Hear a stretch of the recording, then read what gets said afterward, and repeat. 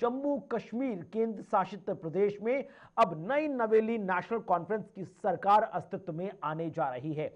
आने वाले वक्त में क्या कुछ नया होने जा रहा है और किस तरह के समीकरण होंगे और इस जीत के बाद ये दो राजनीतिक दल अब इन दोनों ही प्रदेशों में किस तरह से सरकार को लीड करते नजर आएंगे, वेल डेवलपमेंट की परिभाषा को नया आयाम क्या कुछ देंगे, इसी पर हम चर्चा को आगे बढ़ाएंगे और समझने का प्रयास भी करेंगे कि जो चुनावी नतीजे निकल कर आए उसमें आखिरकार बड़े फैक्टर क्या काम कर गए। लेकिन शुरुआत पहली बड़ी खबर के साथ कर रहे हैं और पहली बड़ी खबर जम्मू कश्मीर से जुड़ी हुई, जहां पर विधानसभा चुनाव में नतीजे नेशनल कॉन्फ्रेंस को खुश करने वाले जम्मू कश्मीर में नेशनल कॉन्फ्रेंस और कांग्रेस मिलकर अब सरकार बना रहे हैं। उमर अब्दुल्ला अगले 5 साल के लिए केंद्र शासित प्रदेश जम्मू कश्मीर के मुख्यमंत्री होंगे। 11 या 12 अक्टूबर को शपथ ग्रहण समारोह हो सकता है।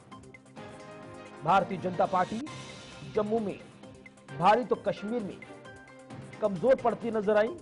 हार के बाद जम्मू कश्मीर बीजेपी प्रदेश अध्यक्ष रविंद्र रैना ने अपने पद से इस्तीफा दे दिया, जबकि कई दिग्गज जो चुनाव में एक बड़े चेहरे के तौर पर उभरे थे, जिनमें इल्तिजा मुफ्ती का नाम भी शामिल है, वो चुनाव हार गए। जम्मू कश्मीर में नेशनल कॉन्फ्रेंस और कांग्रेस की सरकार बनने जा रही है। आंकड़े उनके पक्ष में आए। वहीं बात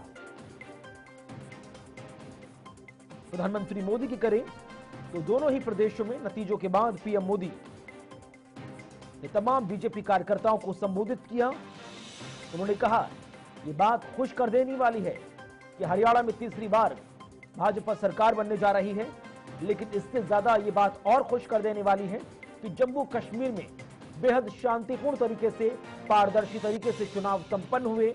जहां कभी मतदान नहीं हुआ करता था, जहां इलेक्शन का बॉयकॉट हुआ करता था, वो सभी लोग इलेक्शन में अपना अपना रोल निभाते नजर आए।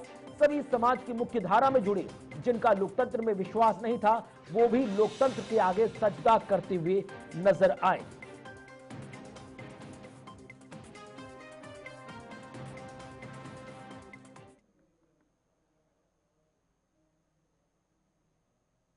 जम्मू कश्मीर में इस बार हुआ चुनाव कई मायनों में ऐतिहासिक रहा है। वहां भारत का संविधान पूरी तरह से लागू होने के बाद ये पहला चुनाव था। आजादी के 7 दशक बाद भी अनेक लोगों को वोट डालने का हक नहीं था।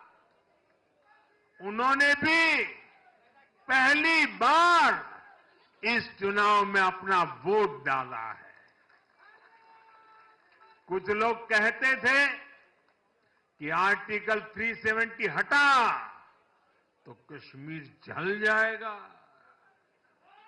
लेकिन कश्मीर जला नहीं, कश्मीर और खूबसूरती से खिला है, खिलखिलाया है।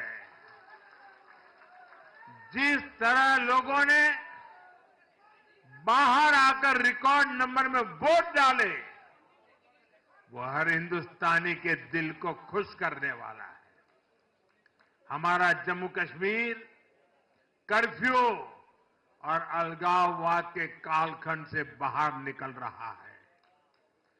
1947 के बाद पहली बार हमारी सरकार ने जम्मू कश्मीर में बीडीसी के चुनाव कराए। आज पहली बार प्रशासन के हर स्तर पर, फिर चाहे वो विधायक हो, बीडीसी हो, डीडीसी हो, हर स्तर पर अब जनता द्वारा चुने हुए प्रतिनिधि काम करेंगे।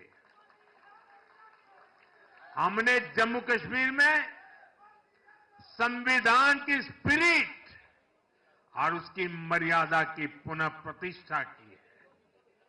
बाबा साहब आंबेडकर को इससे बड़ी श्रद्धांजलि क्या हो।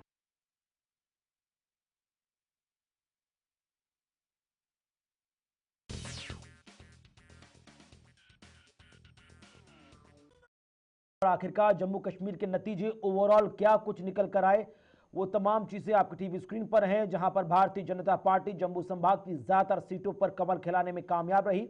29 का आंकड़ा बीजेपी के नाम रहा, कांग्रेस को 6 मिले। नेशनल कॉन्फ्रेंस के खाते में 42 विधानसभा सीटें गई हैं और इन्हीं 42 अंकों के साथ नेशनल कॉन्फ्रेंस सबसे बड़े राजनीतिक दल के तौर पर जम्मू कश्मीर में उभरकर सामने आई। एक किंग मेकर की भूमिका का ख्वाब देख रही पीडीपी के हाथ निराशा लगी। महज 3 सीटें ही पीडीपी जीतने में कामयाब रही। अवामी इत्यादि पार्टी इंजीनियर रशीद के नेतृत्व में जमकर चुनाव प्रचार करती नजर आई। लंबे लंबे रोड शो नजर आए, लेकिन वो रोड शो की भीड़ वोटों में तब्दील नहीं हुई। सिर्फ एक सीट पर यहां पर एआईपी को वोट मिला, जबकि अल्ताफ बुखारी की पार्टी की बात की जाए तो एक सीट वहां गई और बाकी सब शून्य नजर आए। अन्य के खाते में 8 सीटें गई हैं।